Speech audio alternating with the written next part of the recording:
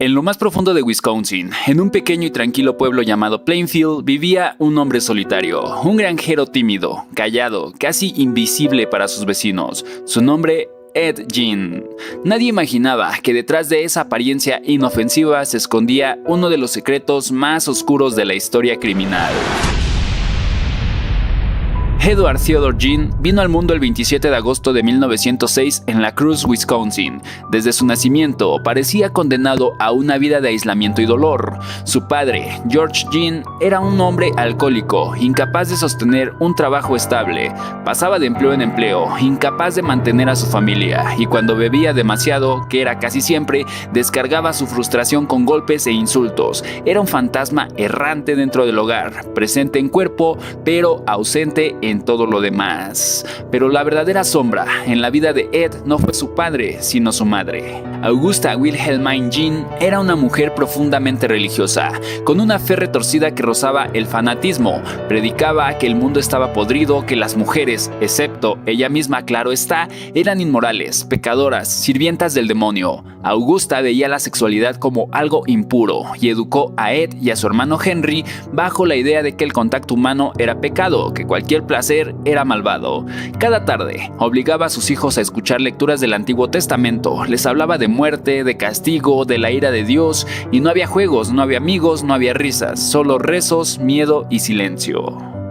Ed, un niño tímido y de apariencia débil, se aferraba a cada palabra de su madre, la adoraba. Ella era su diosa, su única fuente de afecto y aprobación. Y Augusta, en lugar de guiarlo con amor, lo moldeó con terror. Le enseñó a odiar a las mujeres, pero al mismo tiempo se convirtió en la única mujer que Ed podía amar. Ese lazo enfermizo sería el inicio de su obsesión eterna, una semilla oscura que germinaría con el tiempo en formas monstruosas.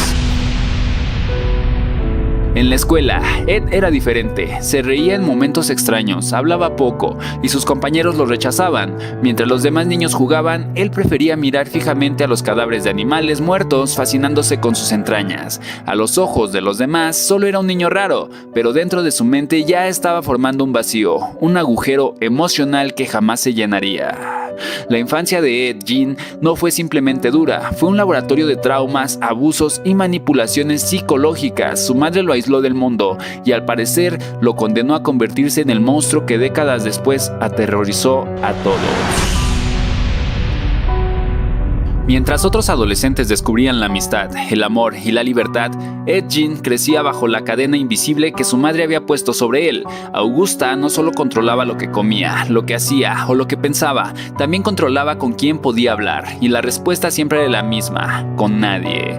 El contacto con chicas estaba prohibido. Su madre le repetía una y otra vez que las mujeres eran inmorales, sucias y pecadoras. La única mujer pura era ella.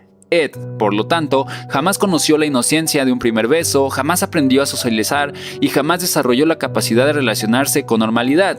En la escuela se convirtió en blanco de burlas, su aspecto desalineado, sus tics nerviosos y su risa extraña lo convirtieron en un chico raro, rechazado por todos. Los demás niños lo ridiculizaban y él se refugiaba aún más en el único lugar donde se sentía seguro: los brazos y las palabras de su madre.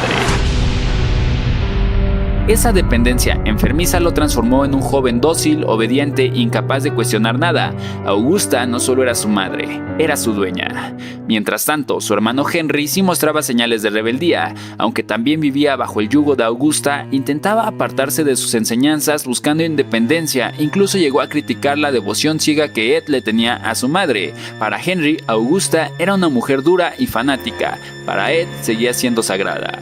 Esa diferencia marcaría un distanciamiento entre los hermanos, un distanciamiento que años después terminaría en un hecho tan misterioso como perturbador.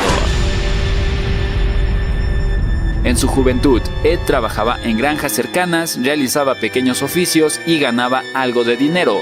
Todos lo describían como un hombre extraño, pero trabajador, obediente e inofensivo. Era el raro del pueblo, sí, pero nunca nadie imaginó que dentro de su mente se estaba gestando algo mucho más oscuro. Para todos, Ed era solo un solitario, pero por dentro era un volcán en silencio, acumulando traumas, obsesiones y deseos enfermizos que, con el tiempo, terminarían explotando en la forma más macabra posible.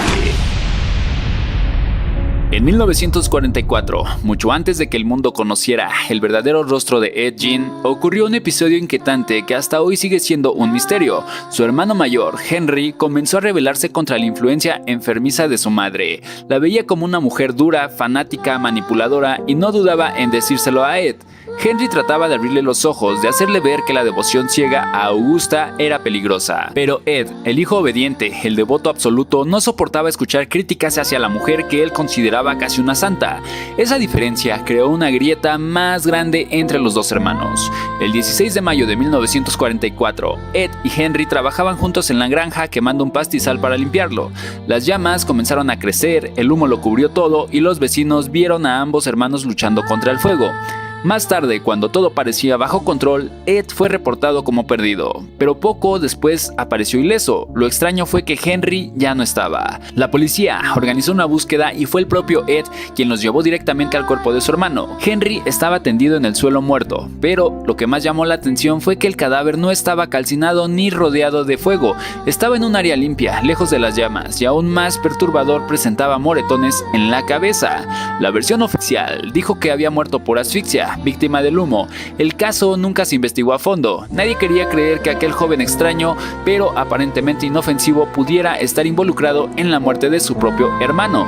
El caso se cerró como un accidente y Ed quedó libre de toda sospecha, pero las dudas nunca desaparecieron. ¿Fue realmente un accidente o fue el primer crimen de Ed Gein? ¿Acaso Henry pagó con su vida por atreverse a cuestionar la devoción enfermiza que Ed sentía hacia su madre?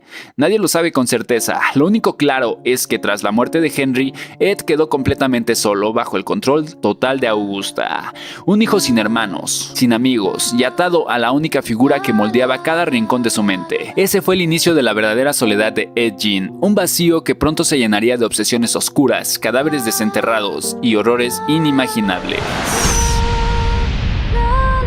En 1945, Augusta Gein, la madre que había controlado cada pensamiento, cada acción, cada emoción de su hijo, murió repentinamente. Para Ed no solo fue una pérdida de una madre, fue la desaparición de su único vínculo con el mundo, de su brújula moral, de su realidad. Augusta no solo había sido su madre, había sido su diosa, su prisión y su obsesión. Con su muerte, Ed quedó completamente solo, sin estructura, sin guía, sin límites.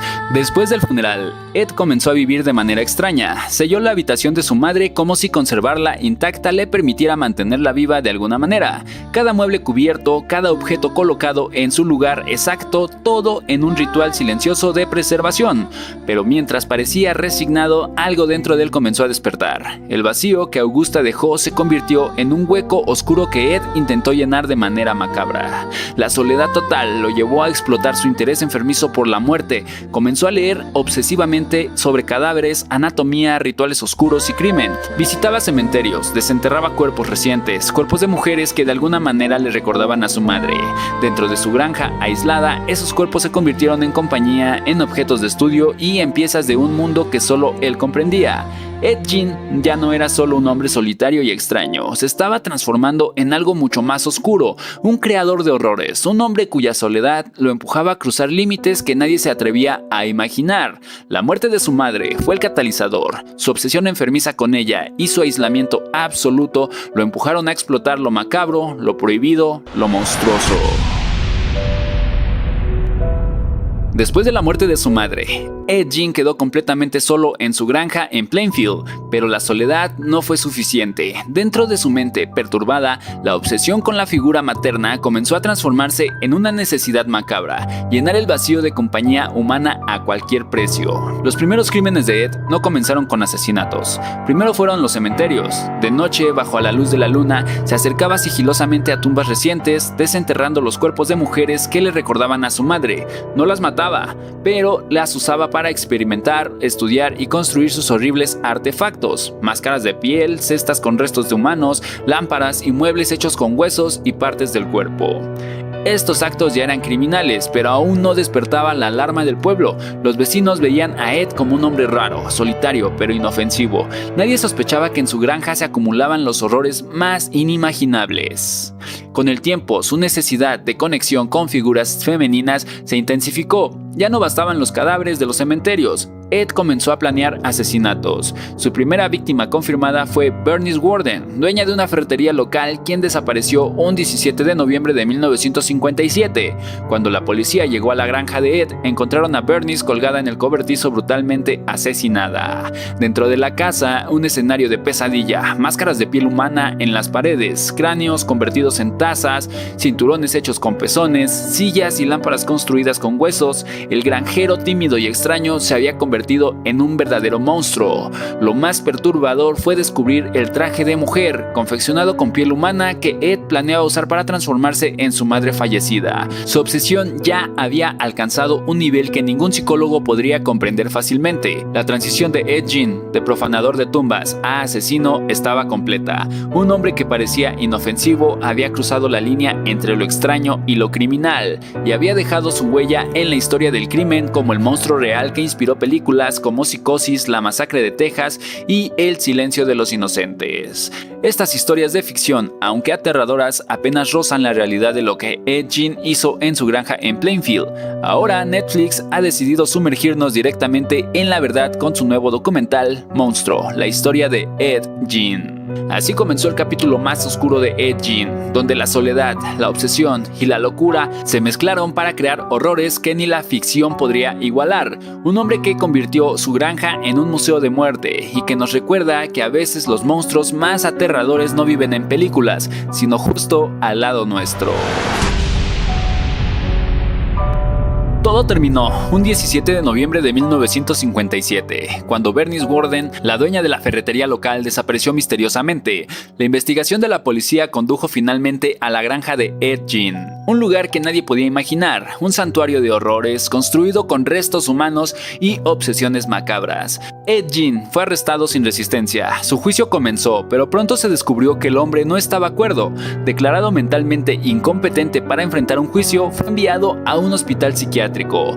Nunca fue ejecutado y nunca mostró remordimiento. Para Ed, todo lo que había hecho era natural, pero para el mundo era la encarnación del terror humano.